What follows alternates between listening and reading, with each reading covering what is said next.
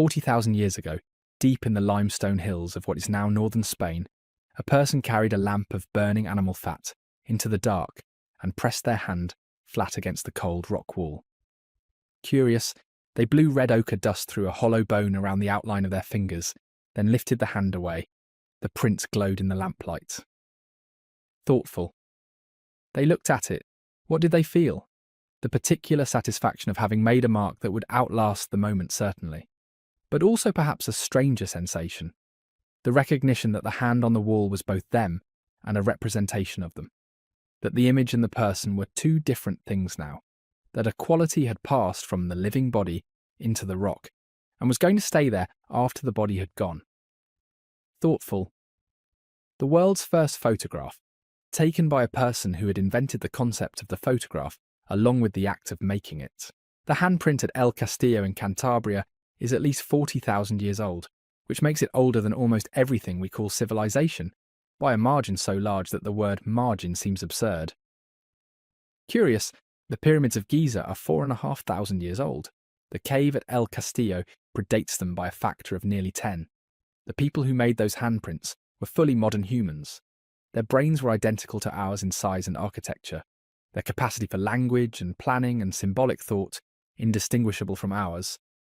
And they were making art, and the art they were making was astonishingly, humblingly good. This is where the story begins, though it begins in multiple places at once, on multiple continents, and the multiplicity is where things get interesting. The cave at Lascaux in the Dordogne region of southern France was found in September 1940 by 4 teenage boys who were following a dog that had fallen into a hole. Surprised, the dog survived. The boys went in after it, and they emerged into a chamber whose walls and ceiling were covered with horses and bulls, and deer and aurochs rendered with such visual intelligence that the archaeologists who came afterward spent years arguing about whether they could possibly be as old as the geological evidence insisted. Curious, they are 17,000 years old. The horses at Lascaux are drawn with close attention to the particular weight and movement of the animal, the way a heavy body leans into a turn, the way a group of horses in motion creates a visual rhythm across the herd. That would be impressive in any medium at any time in history. In a cave, painted by lamplight with pigments ground from rock and mixed with animal fat, 17,000 years ago, it forces a revision of several assumptions most people carry around about what prehistoric humans could accomplish. The question people always ask first, why goi mai gai? Why did they do it? Turns out to be the least interesting question available, which is useful to establish before spending too long on it. Thoughtful. The answer, as far as anyone can determine it at 40,000 years distance, is, for all the reasons people have ever made art, because the form demanded it, because the thing inside needed out, because the act of making an image of an animal was a way of entering into a relationship with the animal that hunting and eating and fearing the animal fell short of fully satisfying. Curious because beauty is a human need, and humans have been meeting this need for as long as they have been recognisably human, because the wall was there and the ochre was there, and the hand ready to make an image was also there, and the three things converged in a cave and produced a tradition. The more interesting question is how. How did the painters of Lascaux understand perspective and foreshortening, techniques that European art theory codified formally only in the Renaissance, well enough to deploy them with such calm confidence? Curious. The horses in the apse of Lascaux overlap each other to create spatial depth, the closer horses obscuring the further ones, the arrangement producing a sensation of looking into a herd over a diagram of one. The aurochs in the rotunda are painted from multiple viewpoints simultaneously. Horns seen from the front, the body read as a profile. The way you would paint an animal if you wanted to convey both the frontality of its face and the full mass of its body at once. Thoughtful cubism failed to discover this technique. Picasso saw the paintings at Altamira and said, "After Altamira, all is decadence." He was being characteristically dramatic and characteristically precise. Altamira's ceilings were one of the great artistic achievements in the history of the world, and the fact that it needed to be discovered in 1879 by an 8-year-old girl, Marcelino Sanz de Sautuola's daughter Maria, who looked up while her father studied the floor and announced, "Surprise, Papa, look, oxen," says a great deal about the relationship between scientific expectation and what the evidence was actually showing. The ceiling above Maria was covered with bison, perhaps 30 of them, painted in red and black and yellow ochre with shading and contour lines, and a command of animal anatomy so far beyond Sautuola's expectations of prehistoric capability that he immediately suspected a recent hoax. Curious, the scientific establishment agreed with him for more than 20 years. The paintings were too good. Prehistoric people could have made zero work this sophisticated. The academic consensus held this position until 1902, when enough additional evidence from enough additional sites made it impossible to maintain, and the 15,000-year-old bison of Altamira were formally accepted as what they had always been. The work of Ice Age painters who had, with zero formal training and zero inherited art theory, produced images that outstrip most of what came after.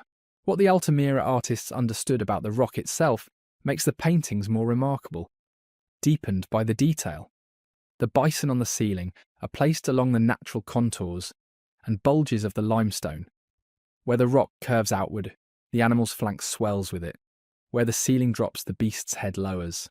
The painters were working with the wall as a collaborator, finding the animal already present in the stone's topography, the way Michelangelo claimed to find the figure already present in the marble, and revealing it with paint. Curious, the animals inhabit the ceiling. In the lamplight that made the ochre glow, the shifting flame throwing shadows into the contours of the rock, the bison appear to breathe.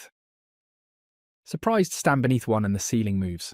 The Chauvet Cave, found in 1994 in the Ardèche Gorge of southern France, pushed the known beginning of European cave art back by a factor of almost 2, and it did so with paintings that were, if anything, more sophisticated than the later work at Lascaux.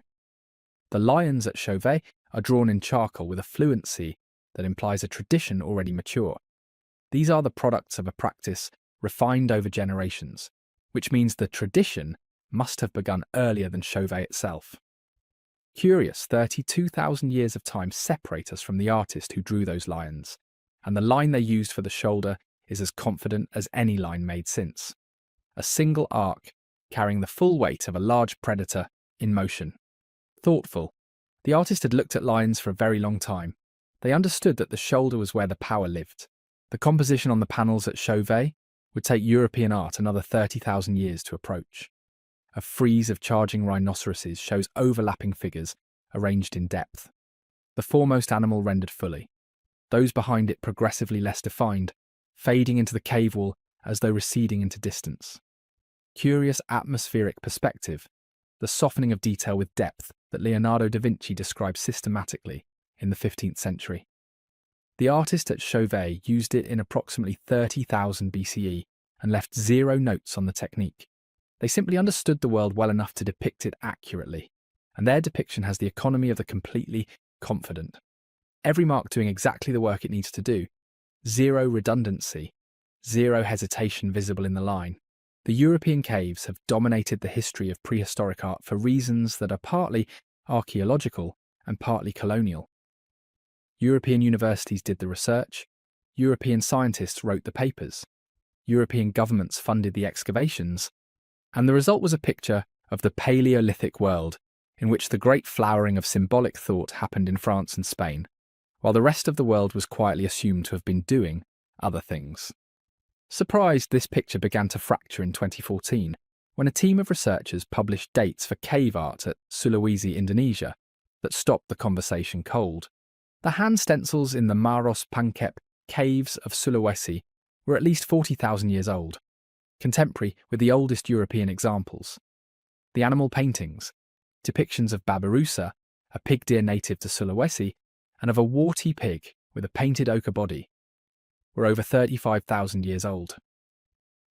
Curious, one painting, a pig with ochre hand stencils above it in the cave of Liang Tedongange, was subsequently dated to at least 45,000 years ago, making it, as of this writing, the oldest figurative artwork known on Earth. Thoughtful. To be clear, zero claim is being made here about the oldest art overall.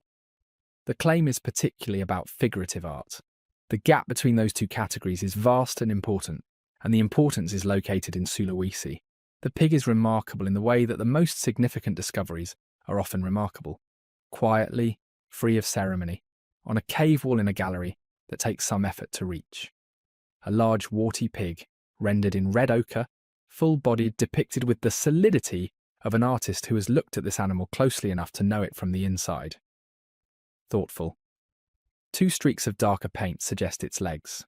Above its back, 3 red hands.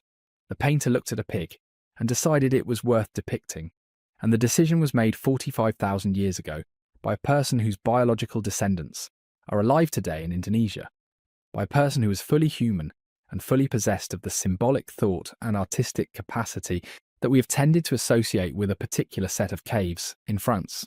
The implications of Sulawesi cascade outward the longer you follow them. If people were making sophisticated, figurative art simultaneously on opposite ends of the Eurasian continent 45,000 years ago, then either the capacity for art emerged independently in multiple places at roughly the same time, which implies that it emerged wherever and whenever the conditions were right, and was therefore a property of what humans are over a particular cultural invention. Or it had a common origin far older than any dated site, which would push the beginning of human art making back into a past we have barely begun to excavate. Thoughtful. Either possibility asks us to revise the story we tell about when humans became the type of animal they are. Curious, both possibilities suggest the same answer, earlier than we thought, and more universally than we imagined. Australia changes the conversation in a different way. The Aboriginal rock art tradition is the longest continuously maintained artistic tradition in human history, and that sentence, for all its brevity, contains a challenge to most of what Western art history has considered worth discussing. Curious, some of the images at sites in Western Australia have been dated to at least 50,000 years ago, a figure that would make them older than any known art anywhere. The Murujuga site in the Pilbara region of Western Australia contains one of the densest concentrations of rock engravings in the world. An estimated 1 million images pecked into the red rocks by the Ngarluma, Yaburara, Mardudhunera, and Wangu Titiu.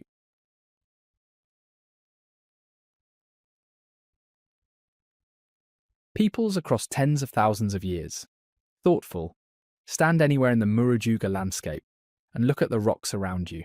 Every face within reach carries images, fish and turtles and emus and thylacines, and the enormous staring faces of the Wandjina ancestor figures with their wide eyes and their deliberate absence of mouths.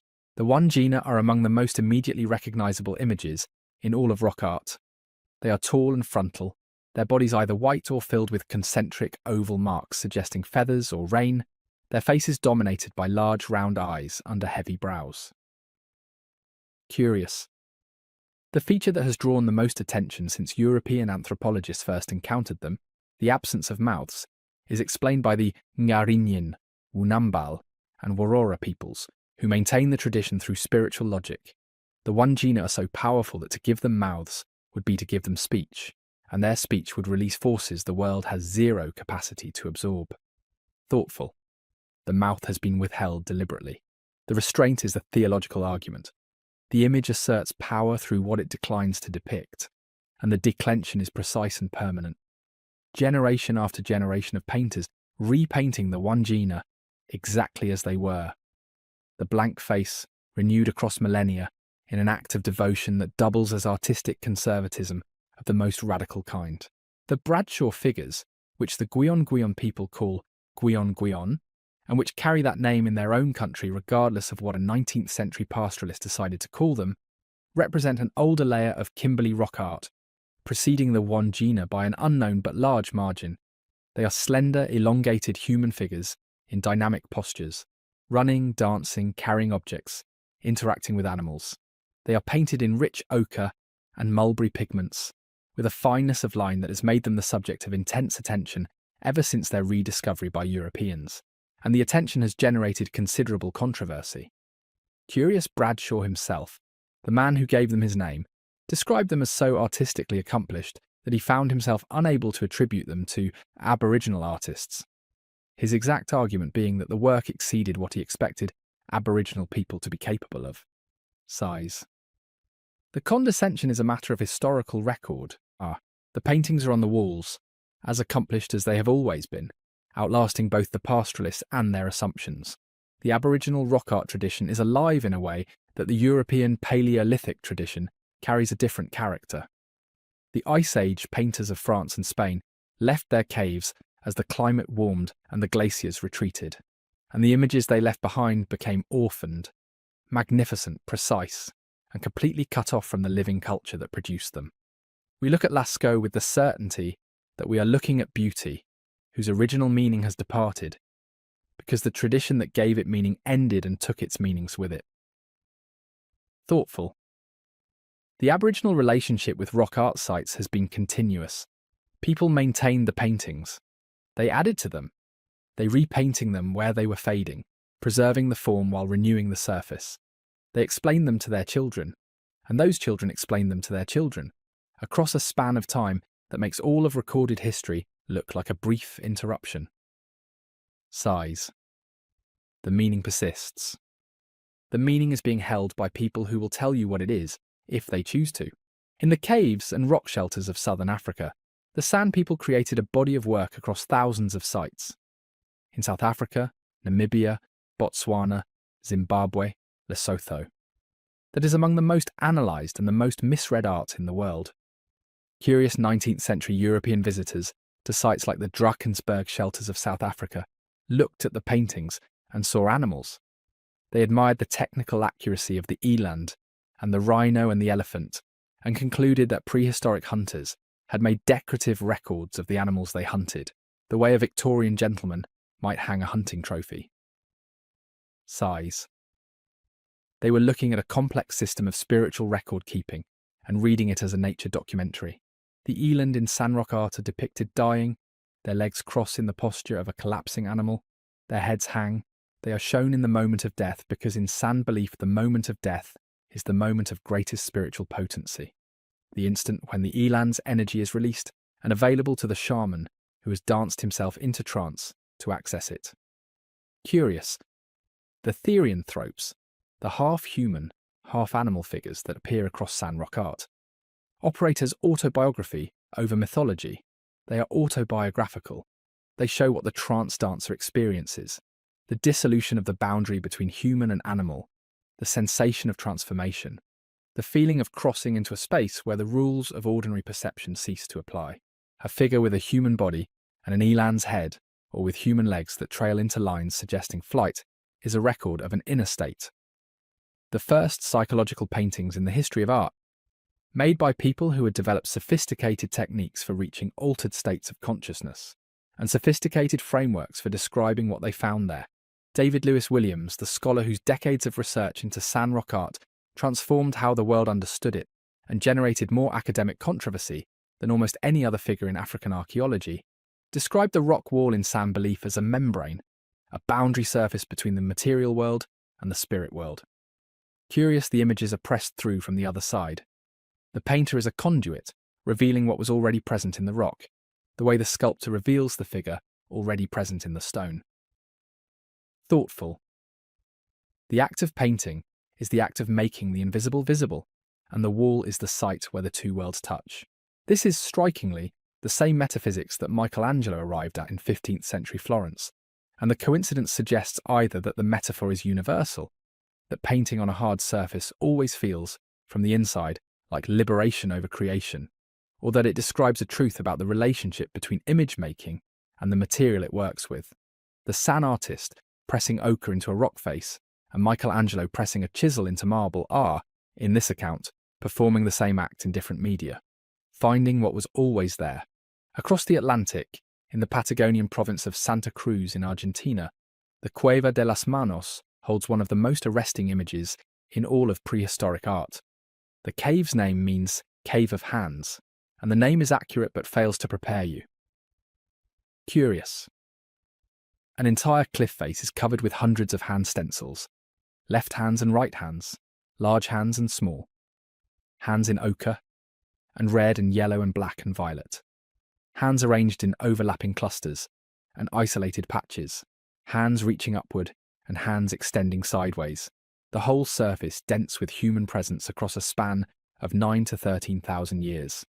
Thoughtful. Different generations added their hands to the hands of the people who came before them. The cliff face became a record of community, that operates on a timescale most human institutions have zero ability to approach. The hands at Cueva de las Manos are overwhelmingly left hands, which tells you that the painters held the stencil blowing instrument, the hollow bone, in their right hands. The majority are adult-sized, but children's hands appear in the record too, small palms spread against the cliff that already held their elders' palms, the child finding their place in a community of marks. To stand before the full panel is to feel a quality zero single images produce, the cumulative weight of people asserting their presence, each one adding a hand to the hands already there, each one saying, I was here in a space where thousands of others had already said the same thing, and the saying had accumulated into chorus, a crowd of voices pressed into rock.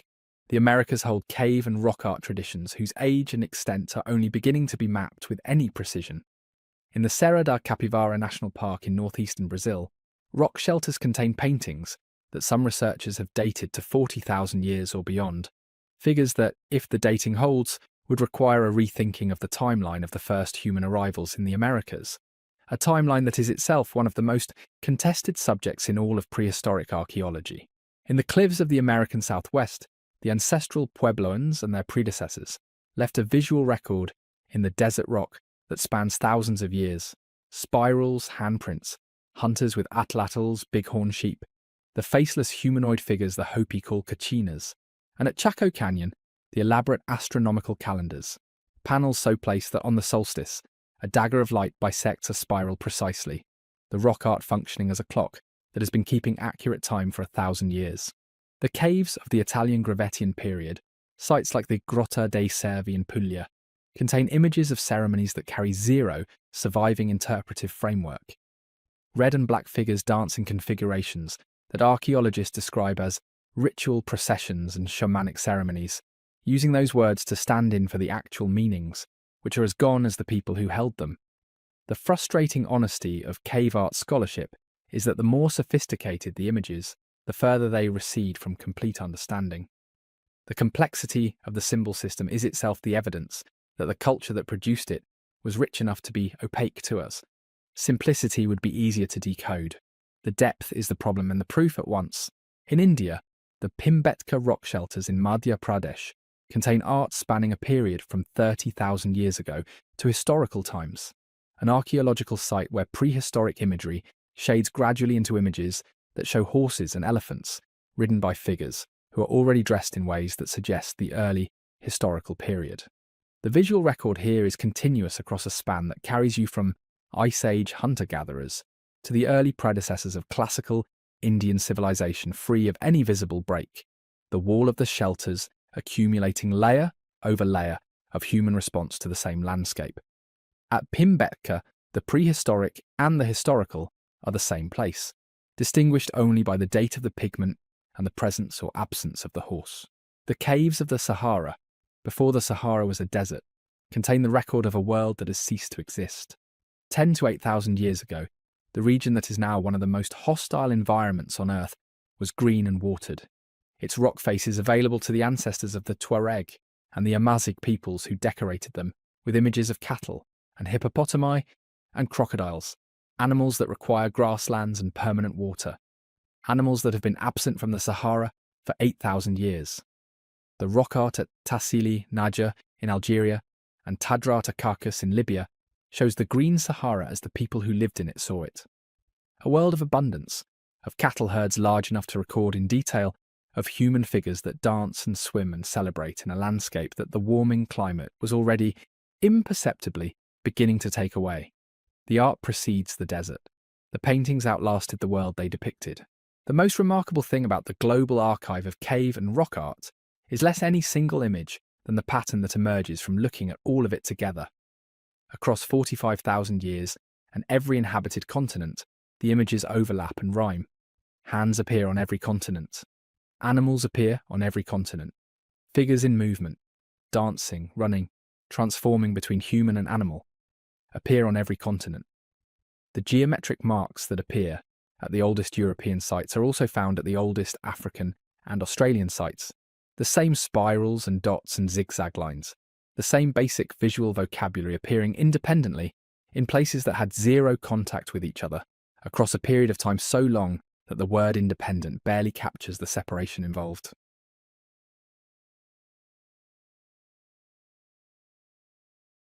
One interpretation, associated with Lewis Williams and his theory of the neuropsychological basis of rock art, is that these visual universals emerge from the architecture of the human brain, that the phosphene patterns generated by the visual cortex in altered states of consciousness are the same for all humans, and that the geometric marks in prehistoric art are therefore records of a shared inner experience. Curious spirals and grids and dots and zigzag lines. These are what the brain shows itself when it is pushed past the boundary of ordinary perception, and people on every continent who reached that boundary saw the same light show and recorded it on the nearest available wall. Another interpretation is simpler and perhaps more honest. The things worth depicting were always the same, because the things that mattered were always the same. The large animals that could feed a family or kill one, the hand that made the mark, the body in motion, the face, the line between the human world and whatever was on the other side of it. Thoughtful. These are the subjects of prehistoric art everywhere, and they are the subjects of art everywhere since. What changed over 45,000 years was the cultural framework and the technical vocabulary. Curious. The questions remained constant.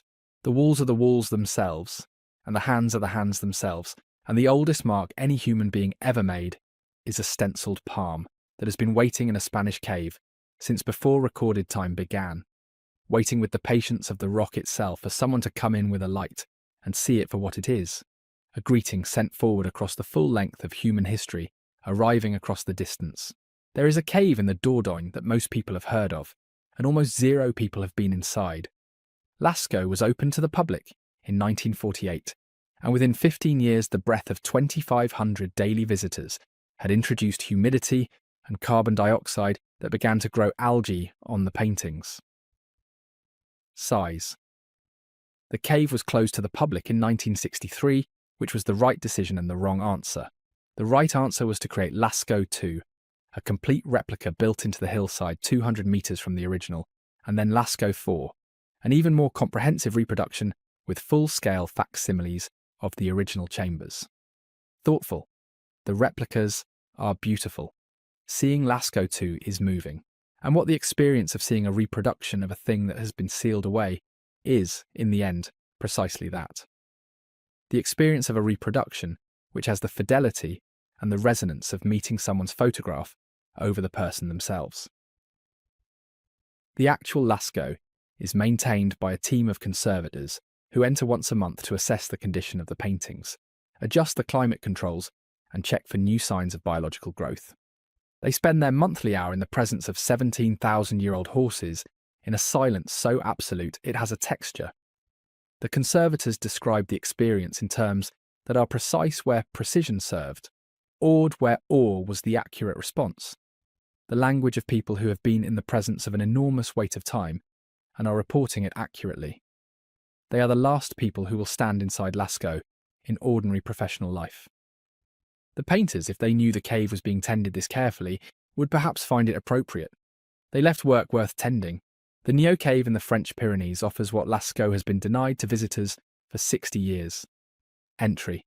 Visitors walk 45 minutes into the mountain with a guide, the path following a river that runs through the cave, the air growing colder as you go deeper. The light from your headlamp, the only illumination in a dark that has been this dark since the last ice age people left. Curious. At the end of the walk in a chamber called the Salon Noir, the walls hold bison and horses, an ibex drawn in black manganese dioxide, with a precision that stops the 45-minute walk in its tracks. You stand in front of a bison that a person drew 14,000 years ago, in this cave, in this dark, and the drawings so accomplished, so clearly made by someone who had been looking at bison for a long time and had a great deal to say about them, that the 14,000 years collapses. Whispers. The time between you is real. It is also in the presence of the drawing briefly irrelevant. Neo holds another image that tour guides point out, and visitors photograph and walk away from having received only part of it. On the floor of the cave near the Salon Noir, preserved in the clay that has slowly hardened over millennia, are footprints, human footprints, small ones. A child, probably 10 or 11 years old, walking barefoot through the clay of the cave floor 14,000 years ago, walking in the direction of the paintings. The child's feet left a trail that the clay froze in place, and the clay is the same clay it was then, and the footprints are where the child left them. The child walked into this cave with someone who knew the paintings were there. They saw the bison in the lamplight. They walked out. Their feet are here. The darkness of prehistoric caves is worth thinking about at length, because it is so easy to read past.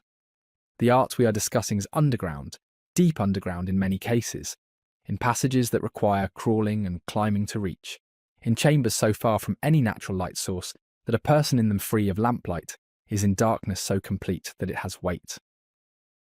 Curious, the painters at Fond de Gaume in the Dordogne made their images in a passage so narrow that two people have zero room to pass each other, at heights that required the painter to work overhead, with lamps that produced uncertain flickering light and considerable smoke. The panel of reindeer at Fond de Gaume, a male and a female, the female's head bowed toward the male's in a posture suggesting either solicitation or tenderness, required the painter to work in a space smaller than a generous closet, on a surface above their head, with a burning lamp. The result is one of the most tender depictions of animal behaviour in the history of art. It has been on this wall for 14,000 years. The passage around it smells faintly of minerals, the cold is particular and deep, and the reindeer are exactly where they were left. The act of going into a cave to make art was therefore always a deliberate act. It required equipment: lamps, fuel, pigments, tools for grinding and mixing, scaffolding or human support for reaching high surfaces. It required courage, or at least the overcoming of the resistance that darkness generates in the mammalian brain. Curious. It required knowledge of the cave's geography, since the deeper Paleolithic sites have passages that branch and reconnect in 3 dimensions, and a person who lost their lamp in them would face the end of their options. Thoughtful. And it was done repeatedly over generations by people who returned to the same caves and added to existing images, who chose their surfaces with what looks like deliberate aesthetic intelligence, who understood that the cave interior was a place worth the difficulty of reaching. The question of whether Neanderthals made art has been one of the most contested in paleoanthropology for decades, and the answer the evidence currently supports is probably. The cave of Ardals in Spain contains red ochre pigments that have been dated to older than 65,000 years, a time when anatomically modern humans had zero presence in Europe, and the only hominins in the region were Neanderthals. Curious whether the ochre represents art in the sense that Lascaux represents art, or a different type of activity altogether, is debated with the passion that only questions about human uniqueness can generate. If Neanderthals applied ochre to cave surfaces deliberately, as part of a practice that had symbolic or aesthetic intent, then the capacity for symbolic thought is far older than we have imagined, and was shared by a species that overlapped with our own ancestors and interbred with them, which means the artistic impulse may be woven into us from 2 directions at once. The Maltravieso cave in Extremadura, Spain, contains hand stencils that recent dating suggests are at least 66,000 years old, again older than the arrival of modern humans. Curious, a hand pressed against a wall and outlined in red ochre, in the dark 66,000 years ago. If the dating holds, the first known hand stencil was made by Neanderthal, and the gesture that person made, pressing palm to rock and making a mark that said "I was here," turns out to be older and more widely shared across human and near-human populations than even the most generous previous estimates suggested. Thoughtful. The handprint is more ancient than we are. The petroglyphs of Hawaii, the Ki'ipohaku pecked into the lava fields of the Big Island, belong to a tradition that arrived on the island with the Polynesian navigators who discovered it, probably between 800 and 1,000 years ago, and that continued until the early 19th century. They cover the lava in dense concentrations, human figures and turtles and sails and abstract designs, some of them in formal arrangements that suggest ceremonial function, and others in clusters that look like families marking their passage across the lava fields that lay between the coast and the mountains.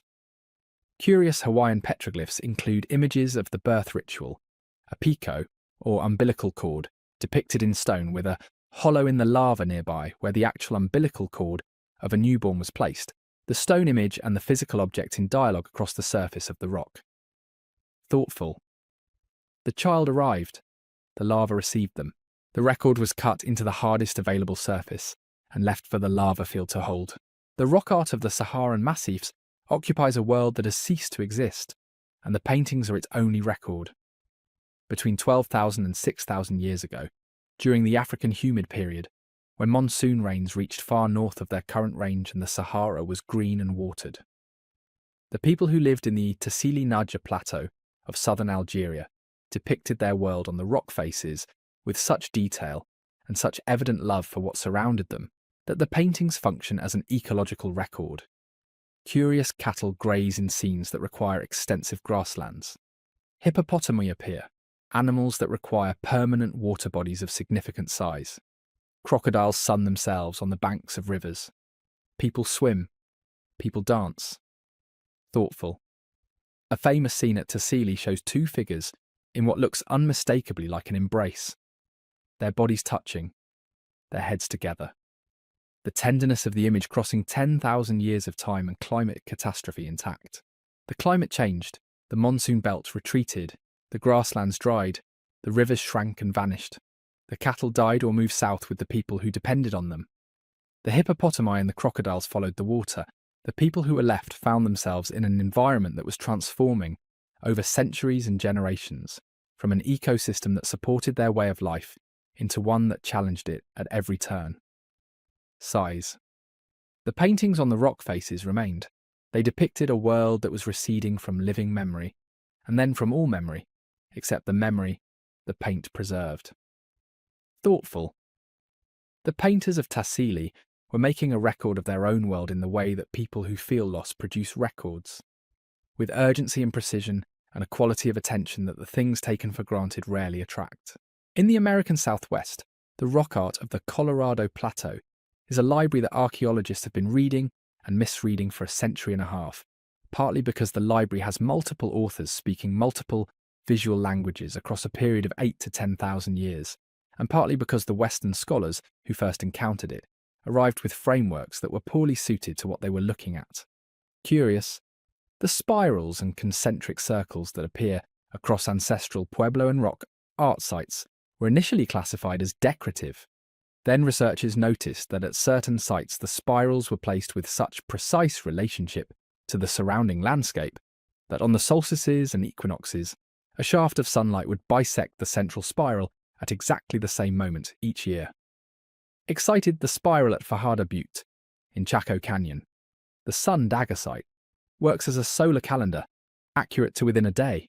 The people who pecked that spiral into the sandstone understood the movement of the sun across the sky with enough precision to encode it permanently in rock, and the encoding has been working continuously since they did it.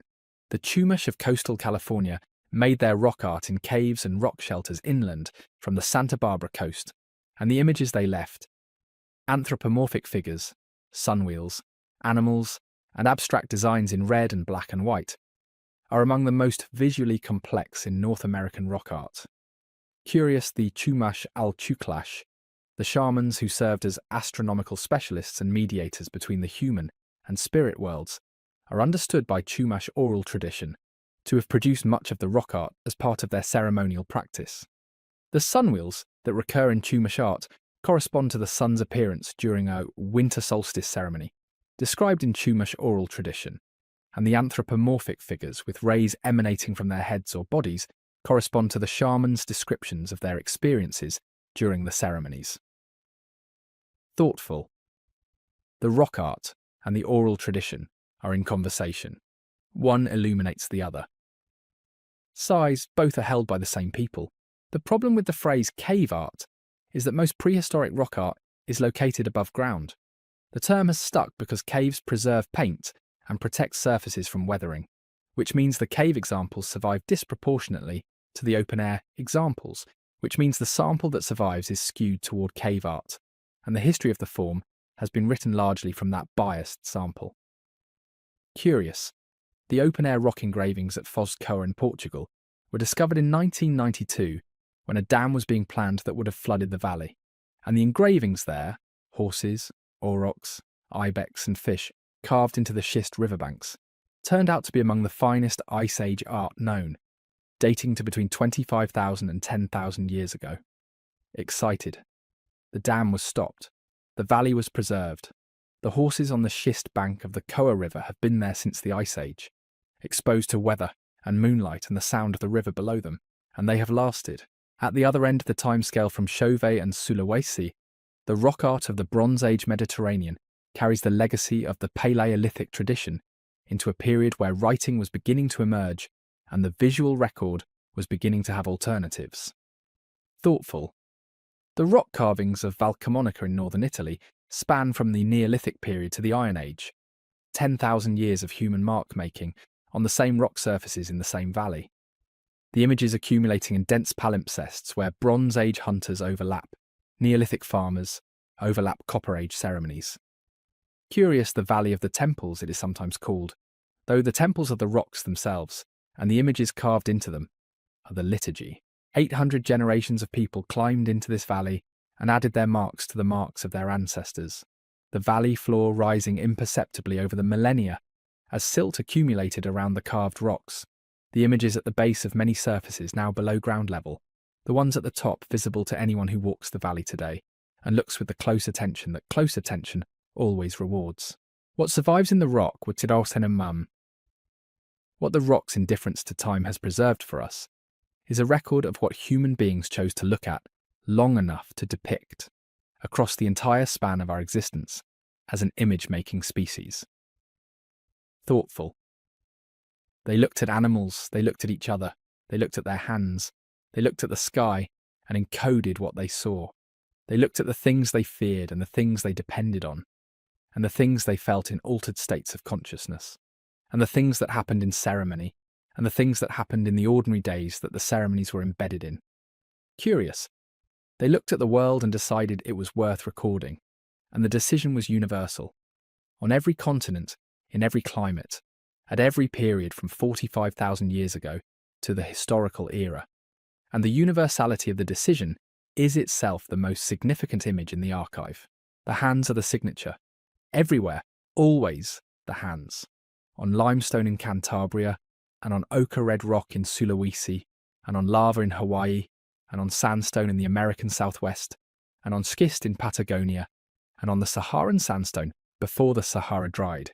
The oldest gesture in the human repertoire. I was here, the hand placed flat and the pigment blown around it, and the hand lifted away. And what remains on the wall is the shape of the absence. The hollow where the hand was, outlined in red against the rock. The person is gone. The shape of them, pressed once into a cave wall, remains. What were they trying to tell us? Probably they were trying to tell the people of their own time and place things we have zero access to. Things deeply particular to their ceremonies, and their knowledge systems, and their relationship to the animals they depicted. The messages were addressed to their contemporaries and their descendants, people who shared the visual language and the cultural framework, and could read what we can only look at. We are the accidental audience. And yet, the hands reach us anyway. The grace of the Chauvet lions reaches us. The tenderness of the reindeer at Fontagome reaches us. The ferocity of the Altamira bison reaches us. The solemnity of the Wangina faces reaches us. The intimacy of the Tassili embrace reaches us. The images cross the full distance between their moment and ours and arrive with their power intact. And the power is the proof that the people who made them were people, curious and skilled, and devoted to the work of looking carefully at the world and pressing what they saw into the hardest available surface, where it would outlast them. The Rock Art Archive is the longest book ever written, authored across 45,000 years by hundreds of thousands of people who shared zero language but shared everything that matters. It is a record of the species examining itself, asking the same questions in the same medium across the full span of human history. What is this world? What are we doing in it? And is it worth the effort of depicting? The answers pressed into the rock walls of every continent say yes, repeatedly, across every conceivable variation of time and place and culture. Yes.